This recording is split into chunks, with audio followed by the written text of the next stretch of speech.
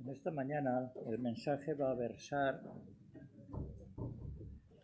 más bien va a ser temático y va a ser acerca de la aseidad de Dios desde la perspectiva de algunos atributos. La palabra de Dios nos da dos razones por las que Dios es incomprensible. Primero, porque Dios es incognoscible. ¿Qué quiere decir esto?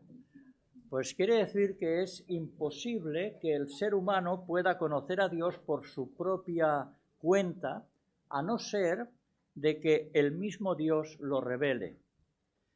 Por ejemplo, cuando vamos a Juan capítulo 1, versículo 18, allí leemos que a Dios nadie le vio jamás, el unigénito Hijo que está en el seno del Padre, Él le ha dado a conocer.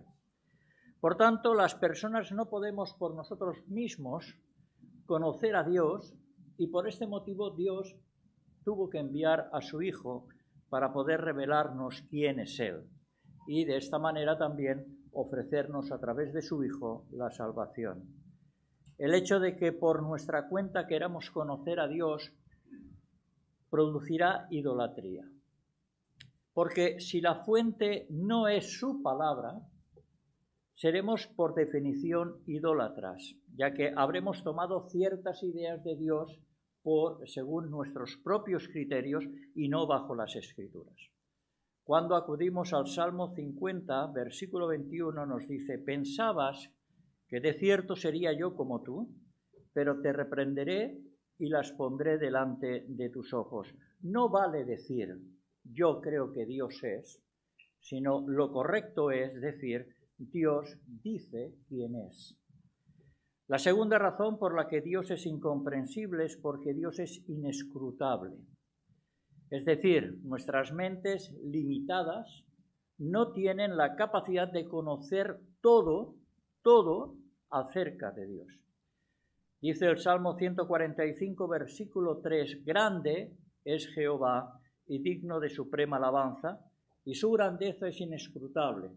Y cuando acudimos al apóstol Pablo en la carta a los Romanos capítulo 11, versículo 33, dice: «Oh profundidad de las riquezas, de la sabiduría y de la ciencia de Dios, cuán insondables son sus juicios e inescrutables sus caminos». Podemos saber de Dios, pero nunca podremos conocerle ni entenderle en toda su extensión. Dios no puede ser definido en su totalidad, siempre vamos a dejarnos aspectos de su esencia. Pero dicho esto, aparecen preguntas. ¿Es posible conocer a Dios? ¿Quién es Dios? ¿Tiene identidad propia? Y por último, ¿existe Dios? Cuando la vida nos golpea, aparecen ciertas dudas. Y una de ellas posiblemente pueda ser esta: ¿existe Dios? Y ante esta pregunta el ateo dice: no, Dios no existe. Y la persona materialista sigue en la misma línea: no, Dios no existe. Pero este pensamiento está lejos de la realidad. Cuando hablamos de la aseidad de Dios, estamos diciendo que Dios tiene la cualidad por sí mismo de existir. Dios no puede no existir porque Él es eterno y autoexistente. Vamos al primer libro de la Biblia, el Génesis, capítulo 1, versículo 1, y empieza diciendo: «En el principio creó Dios los cielos y la tierra». Y con ello nos está indicando que Él, Dios, ya existe y que no ha sido creado porque de Él precisamente parte la creación. Dios es el único ser con atributos definidos: bondad, santidad, justicia, etc. A diferencia de otros pensamientos, los de Dios son absolutos. Y son absolutos porque Él es absoluto. Sin embargo, a la vez está vinculado con su creación. no la tiene alejada, sino que tiene un vínculo con su creación. ¿Por qué? Porque Dios como ser está relacionado al ser el creador de todo. En la palabra de Dios encontramos textos donde se nos habla de ello. Por ejemplo, la conversación que mantuvieron Abraham y Melquisedec hablando de Dios, diciéndole que es o era el dueño de todas las cosas. Así que la única manera de ser posible es porque Él, Dios, está antes que todo, siendo el creador de todo. En Génesis 17, otro ejemplo que encontramos es en el pacto que Dios hace con Abraham. Y allí Dios se identifica como el Shaddai, la cual generalmente se traduce por el Todopoderoso. Él, que se indica fuerza y poder, y Shaddai, que significa o indica ser el poseedor de toda potencia en el cielo y en la tierra. Y así sucesivamente podemos ir al libro de Job también, en el capítulo 37, capítulo 41 y en otros textos más, donde las Escrituras declaran que Dios es el que existe por sí mismo, aseidad de Dios, y el que provee también todo lo que necesitamos. En uno de los textos donde se ve claramente es en el capítulo 3 del Éxodo. En este capítulo encontramos el llamado de Moisés, quien delante de la zarza ardiendo recibe la encomienda de ir a Egipto. Y Moisés le dice a Dios, versículo 13, he aquí que llego yo a los hijos de Israel y les digo, el Dios de vuestros padres me ha enviado a vosotros. Si ellos me preguntaren cuál es su nombre, ¿qué les responderé? Y en el versículo 14 encontramos la respuesta de Dios. Yo soy el que soy. Así dirás a los hijos de Israel, yo soy, me envió a vosotros. El yo soy es el mismo nombre que en la mayoría de salmos encontramos como Yahvé, como Jehová. El yo soy nos habla de que Dios no depende de nada ni de nadie. Él es existencia en sí mismo porque no tiene principio ni final. Es el Dios que hace arder el corazón de aquellos discípulos que iban camino de Emaús. Es el que hace arder el corazón de Jeremías cuando se encuentra en sus horas bajas. ¿Y qué dice Jeremías? No me acordaré más de él, ni hablaré más en su nombre. Pero no obstante, había en mi corazón como un fuego ardiente metido en mis huesos. Y dice, traté de sufrirlo y no pude. Ese fuego arde no porque no nos necesite Dios, sino porque le necesitamos nosotros a Él. Fijémonos lo que dice el apóstol Pablo. Fiel es el que os llamó, quien también lo hará. De manera que ese fuego de Dios remueve todo nuestro interior. Es el mismo que le llegó a Isaías, quien no pudo por menos que decirle a Dios, heme aquí, envíame a mí. Pero vamos a otro ejemplo. Y lo encontramos en la oración de Moisés. Y para ello tenemos que abrir la palabra de Dios en el Salmo 90, versículos 1 y 2. ¿Y qué dice? Dice, Señor, tú nos has sido refugio de generación en generación. Antes que naciesen los montes y formases la tierra y el mundo, desde el siglo y hasta el siglo, tú eres Dios. Moisés no tiene por menos que reconocer al Dios que le conmovió frente a la zarza ardiente. Y es el mismo que se presenta ante cada uno de nosotros. David, en el Salmo 24, versículos 1 y 2, reconoce a Dios como el creador de todo y el fundamento de todas las cosas. Este es el Dios que nos llama a entregarle nuestra vida. Este es el Dios que nos llama a servirle. Pero volvamos al llamado de Moisés. vamos a la respuesta de Dios. Yo soy el que soy.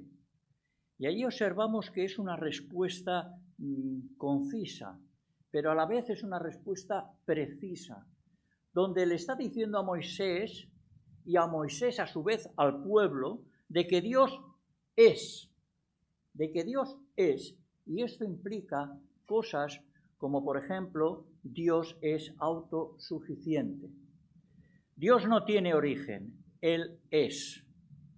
Las personas podemos decir, bueno, un día nací, pero Dios nunca llegó a ser, porque Él ya es. En la declaración del Génesis que hemos leído, capítulo 1, versículo 1, observamos que Dios crea, de modo que Él ya era. Dios no tiene principio, ya que ello supondría que tendría una causa u un origen, y esto es imposible. Como tampoco Dios tiene un final. 102, versículos 25 y 27 del libro de los Salmos. Desde el principio tú fundaste la tierra y los cielos son obra de tus manos. Ellos perecerán, mas tú permanecerás, y todos ellos como una vestidura se envejecerán. Como un vestido los mudarás y serán mudados. Pero tú eres el mismo y tus años no se acabarán. Este texto recuerda lo que encontramos si vamos a Hebreos capítulo 1, versículos del 10 al 12. Ahí encontramos la conexión. Dios no está dentro del tiempo, ni le afecta el tiempo como nos ocurre a nosotros. Y esto es así porque Dios no tiene principio ni tiene final. No tiene pasado, no tiene presente, ni tiene futuro. Él ha existido por siempre, porque Él es. Acordémonos del significado de la seidad de Dios, cualidad de Dios de existir por sí mismo. En segundo lugar, observamos que Dios es inmutable. Dios no cambia, a diferencia de nosotros. Y esto no quiere decir que Dios, pues no se mueva, que sea un ser que no haga nada. Él ha existido siempre. Yo soy el que soy. Y tomamos algunos ejemplos de su inmutabilidad, y para ello podemos ir al libro de Malaquías, capítulo 3, versículo 6, donde el profeta, siendo el emisor de Dios, del mensaje de Dios a su pueblo, les dice: porque yo, Jehová, no cambio. Por esto, hijos de Jacob, no habéis sido consumidos. Pero vamos al Salmo 89, versículo 34. Y allí se nos dice: no olvidaré mi pacto, ni mudaré lo que ha salido de mis labios. Y en el Nuevo Testamento, en la carta de Santiago, capítulo 1, versículo 17, dice: toda buena dádiva y todo don perfecto desciende de lo alto, del Padre de las luces, en el cual no hay mudanza ni sombra de variación. Y regresamos al Salmo 102. Y el salmista hace un reconocimiento de Dios. Y cuando llega al versículo 27, leemos: pero tú eres el mismo. Dios, al ser inmutable, no cambia. Y mientras las generaciones pasan, dejando paso a otras, Dios permanece. Y esa inmutabilidad de Dios se aprecia en sus promesas y en sus atributos. Pero hay una tercera. Y esta tercera es que Dios es eterno. Siempre ha existido. No tiene principio, como hemos dicho, ni final. A Él nadie lo ha creado. Él se ha revelado. Isaías 43, 13. Desde la eternidad y hasta la eternidad, dice: yo soy Dios. Ahora bien, ¿qué significa que Dios es eterno? Y la respuesta resulta complicada si queremos profundizar totalmente en ello, porque no podemos concebir o no podemos expresar la eternidad de Dios con nuestras mentes, que son limitadas, son finitas, en las que se nos escapa todo pensamiento que va más allá de nuestra comprensión. Sin embargo, la palabra de Dios lo trata de tal manera que lo da por sentado. Y de ello fluye lo que Dios ha querido revelar acerca de su eternidad. Nosotros vivimos atados al tiempo y solo conocemos la vida como una sucesión de elementos, de momentos. Pero en el caso de Dios no es así.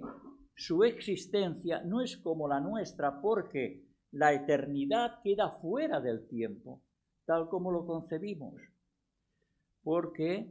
Puesto que realmente la eternidad forma parte del ser de Dios. Así que Dios es eterno porque Él es. Existe por sí mismo.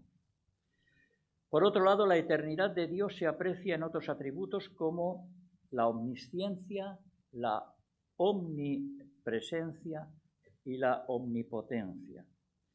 Y antes de iniciar esta sección quisiera aclarar que cuando encontramos inicialmente el omni, son atributos incomunicables, es decir, que son atributos que solo Dios tiene. Dice en la omnisciencia de Dios, primer apartado, que es un atributo de Dios por el cual en forma eterna y en manera perfecta conoce todo, hasta los mínimos detalles de lo que puede ser conocido, tanto pasado, presente como futuro. Dios no solamente conoce, sino que nada se escapa de su atención. Y fijaos lo que dice el salmista en el Salmo 139, versículos del 1 al 6. Dice: Oh Jehová, tú me has examinado y conocido, tú has conocido mi sentarme y mi levantarme. Has entendido desde lo lejos mis pensamientos. Has escudriñado mi andar y mi reposo, y todos mis caminos te son conocidos. Pues aún no está la palabra en mi lengua, y he aquí, oh Jehová, tú la sabes toda. Detrás y delante me rodeaste, y sobre mí pusiste tu mano. Tal conocimiento es demasiado maravilloso para mí. Alto es, no lo puedo comprender. En este salmo, David, meditando en la majestuosidad de Dios, reconoce no solamente que Dios conoce todo, incluido al ser humano, sino que además su conocimiento es exhaustivo. De manera que cualquier pensamiento y cualquier acción, Él lo conoce. David, cuando en los versículos 2 y 3 de este salmo, vemos que utiliza tiempos verbales como sentarme, levantarme, caminar y reposar. David está indicando que Dios es sabedor de todas nuestras acciones, de todas nuestras intenciones y de todos nuestros propósitos. Y cuando llegamos al versículo 6, el último que hemos leído, David desde la humildad reconoce la inmensidad de Dios ante su mente limitada. Y un ejemplo relacionado con David respecto a la omnisciencia de Dios lo podemos ver cuando ve a Betsabé. Ve a Betsabé y la quiere para sí. Y no tuvo bastante con ese pecado que incidió en otro cuando mandó que Urías, el marido de Betsabé, fuera puesto en primera línea en la batalla. ¿Qué pasó? Pues allí que murió. De manera que David cometió otro pecado. Y después de este episodio vemos que Dios manda al profeta Natán precisamente a que le denunciase lo que había cometido. Con esta acción, David quiso ocultar su pecado. Pero Dios era conocedor de lo que había hecho. Y es que nadie puede esconderse de Dios. Nadie puede esconderse de Dios, porque Dios ve hasta lo más profundo del corazón.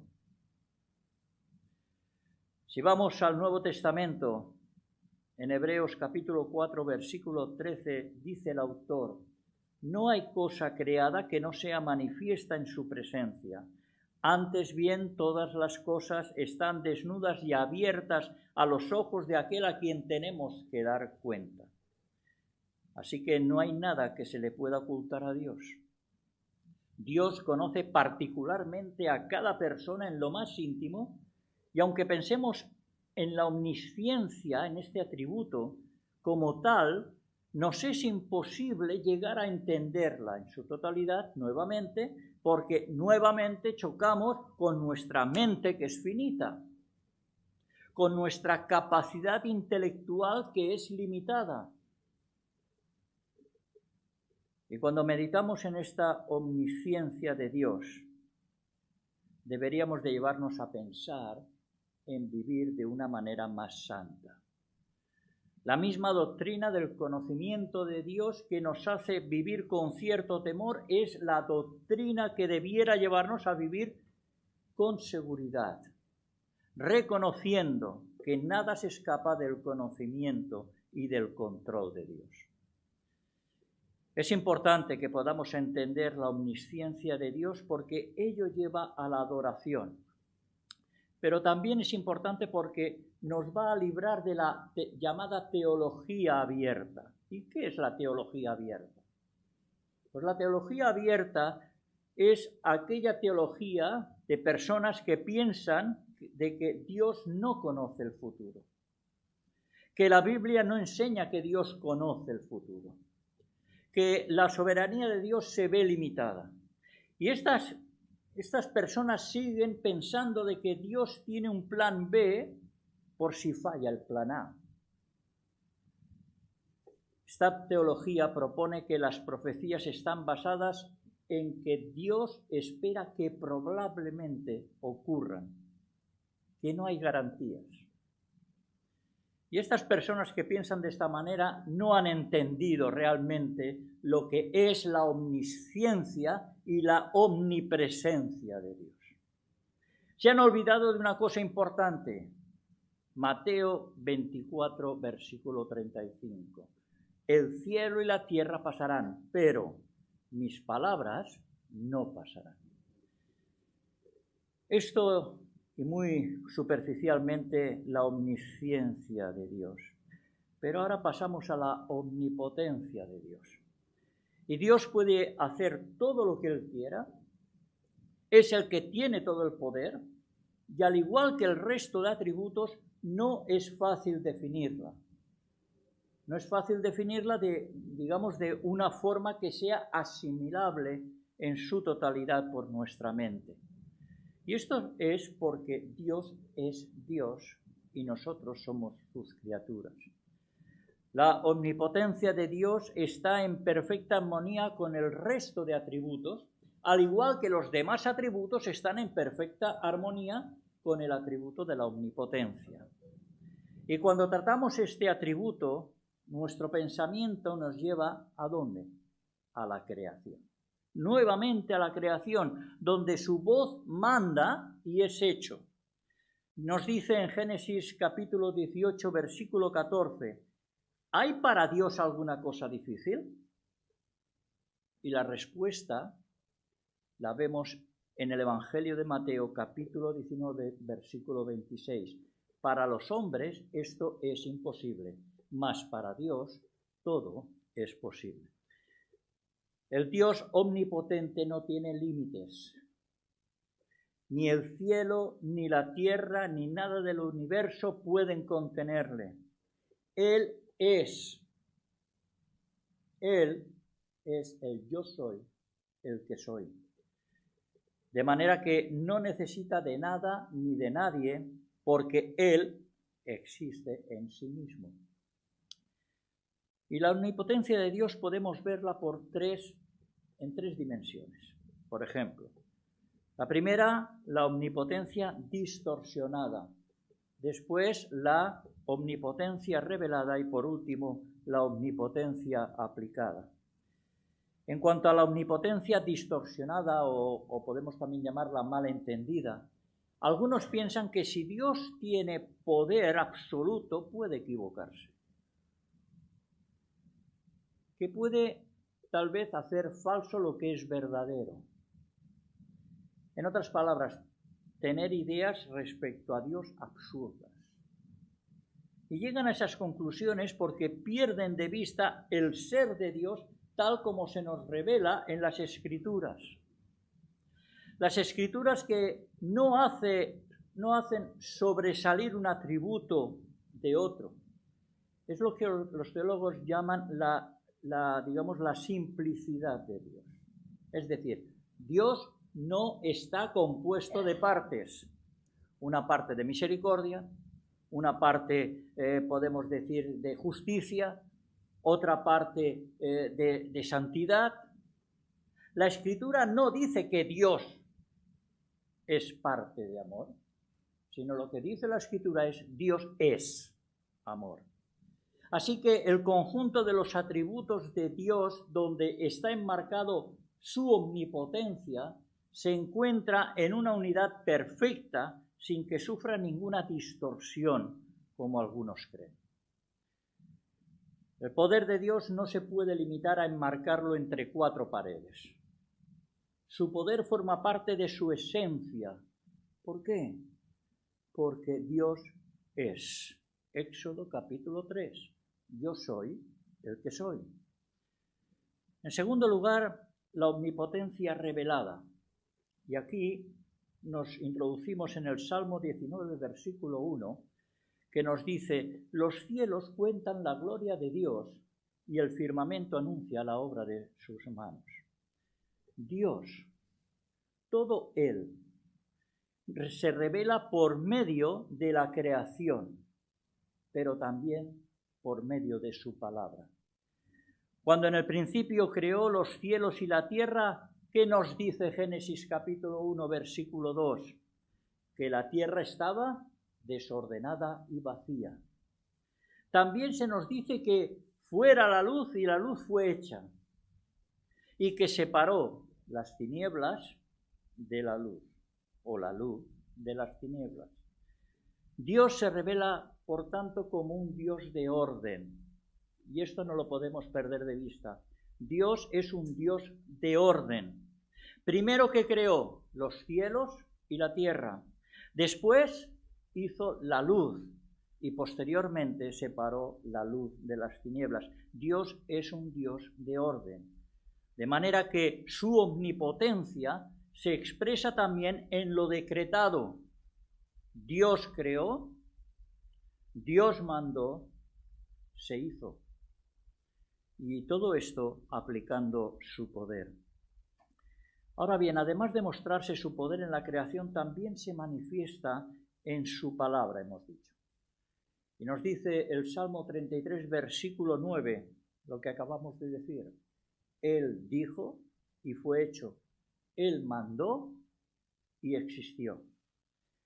El salmista, continuando con lo dicho en los versículos de este salmo, se hace eco de que Dios no es solamente el que coordina todo, sino que es el Dios creador, el Dios todopoderoso, y que su poder se muestra por medio de sus acciones, pero también por medio de su palabra, de su voz. Y en este sentido hay otros textos, como el Salmo 29, donde allí David presenta a Dios con voz de mando, o en el apóstol Pablo en la segunda carta a los Corintios, capítulo 13, versículo 14, donde presenta el poder de Dios actuando en la resurrección. Pero al mismo tiempo también observamos en las Escrituras que también se expresa en lo referente a la redención. En definitiva, en toda la Escritura vemos al Dios omnipotente dirigiendo todo y actuando. Y por último, en tercer lugar, la omnipotencia aplicada. El poder de Dios se encuentra aplicado ¿dónde? En el control que ejerce sobre todo lo creado. Si miramos el universo tal cual es, si no estuviera Dios por medio de su poder, ¿qué estaría pasando? Si no lo controlase, ¿qué sucedería? El universo sería un caos. ¿Y cómo se encontraba la tierra en el principio? Génesis capítulo 1, versículo 2. Estaba desordenada y vacía. pero Dios con su poder fue ordenándola. Una prueba más de su poder lo encontramos en las personas de Sadrach, Mesach y Abednego y también en la de Daniel. El libro de Daniel relata que los 3 amigos fueron enviados en el horno de fuego por orden de Nabucodonosor, quien ordenó que el horno se calentara 7 veces más de lo normal, de lo que acostumbraba a estar. ¿Y qué sucedió? Pues que Dios los libró de tal manera, nos dice el capítulo 3 de Daniel, que ni tan siquiera sus cabellos se habían quemado.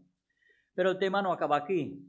Más tarde, ya en el reinado de Darío, Daniel sabemos que oraba 3 veces al día. Y sabedores de esto, los gobernadores, los sátrapas, etcétera, van al rey para que firme un decreto en el que todo aquel que no le adorase fuera echado a los leones. Evidentemente, Daniel es echado al foso. Pero resulta, nos sigue diciendo el relato bíblico, que la boca de los leones fue cerrada.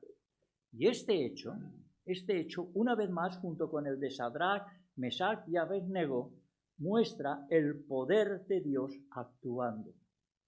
Porque es un poder activo, no pasivo. Por último, veamos el atributo de la omnipresencia. Dios habita y está en todas partes al mismo tiempo. El texto bíblico donde más fácil podemos ver esta afirmación, apreciar este atributo, es nuevamente el Salmo 139, pero ahora de los versículos del 7 al 12. ¿Y qué nos dice el salmista? Versículo 7. ¿A dónde me iré de tu espíritu? ¿Y a dónde huiré de tu presencia? Si subiere a los cielos, allí estás tú, y si en el Seol hiciere mi estrado, he aquí allí tú estás. Si tomare las alas del alba y habitare en el extremo del mar, aun allí me guiará tu mano y me asirá tu diestra. Si dijere ciertamente las tinieblas me encubrirán, aun la noche resplandecerá alrededor de mí. Aun las tinieblas no encubren de ti, y la noche resplandece como el día. Lo mismo te son las tinieblas que la luz. Inicialmente en este salmo, versículos del 1 al 6, el salmista ha hablado y habla acerca de la omnisciencia de Dios, como hemos visto, para pasar a recalcar ahora la omnipresencia a partir de este versículo 7, en el cual cuando dice, ¿a dónde huiré de tu presencia?, en hebreo, esta expresión, esta pregunta es, ¿a dónde huiré de tu faz, de tu cara, de tu rostro? Por tanto, David en esta parte del Salmo está enfatizando no solo que Dios está presente, sino que se encuentra en todo lugar para ayudar, para acompañar, para bendecir e impartir justicia. El estar en todo lugar implica que toda su atención está en todo, no en una parte, no encasillado, está en todo. No es algo determinado, sino que está en todo. Todo el ser de Dios está en todo lugar. La idea de que toda la atención de Dios está sobre él, David, le es inconmensurable. Sobrepasa su entendimiento. Y esta presencia de Dios que se encuentra presente al mismo tiempo en todo lugar es un atributo que debe motivarnos en muchos sentidos. ¿En cuáles, por ejemplo? En el de la consolación, en el del cuidado especial y personal. Por otro lado, el hecho de que Dios es omnipotente va más allá de estar simplemente presente, porque Dios, ¿qué nos dice el versículo 9 y 10? Si tomare las alas del alba y habitare en el extremo del mar, aún allí me guiará tu mano y me asirá tu diestra. Me guiará, me asirá, es decir, Dios no solamente está presente, sino también está para cuidarnos, está para guiarnos, está para ayudarnos, en definitiva, para bendecirnos con su presencia. Pero eso sí, no olvidemos que con su presencia también viene su autoridad y su justicia. ¿Cómo pues deberíamos reaccionar ante su presencia? ¿Cómo deberíamos reaccionar ante su poder? ¿Cómo deberíamos reaccionar ante su conocimiento? Preguntas que dejo en el aire para que respondáis. La aseidad de Dios como conclusión, la cualidad de Dios de existir por sí mismo, lleva unas implicaciones tremendas. El Dios eterno, el yo soy que se presenta a Moisés en aquella zarza, su grandeza inconmensurable, mostrándose como el Dios que es autoexistente, que no cambia, es inmutable, que es el único Dios que nos ama incondicionalmente. Ese es Dios.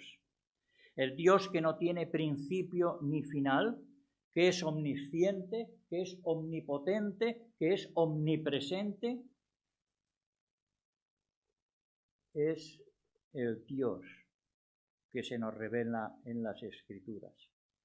Dios no es una criatura más creada. Él es. Él es el creador de todo, el creador del ser humano.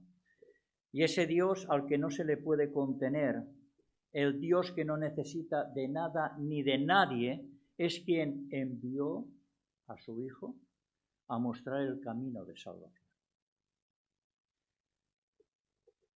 ¿Y por qué lo hizo? Lo hizo por demostración de su amor incondicional, para que podamos reconciliarnos con Él, y para ello Jesús, su Hijo, murió en una cruz llevando nuestros pecados. Por tanto, hoy es tiempo de que invitemos a entrar al Señor en nuestra vida, a ese Dios inconmensurable, a ese Dios eterno. Y hoy es tiempo, y no lo retrasemos.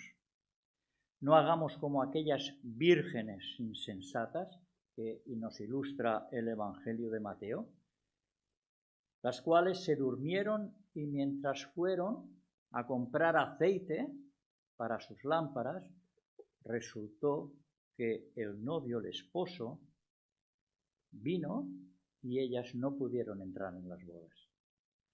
Y el texto bíblico nos sigue diciendo: velad pues, porque no sabéis el día ni la hora en que el Hijo del Hombre ha de venir.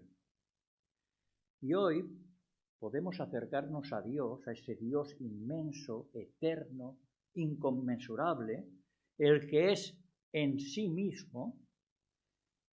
Podemos hoy acercarnos y entregar nuestra vida, porque Él no va a rechazarla. Él no va a rechazarla. Pero recordemos, pensemos, no tardemos como hicieron aquellas vírgenes insensatas. Que el Señor nos bendiga.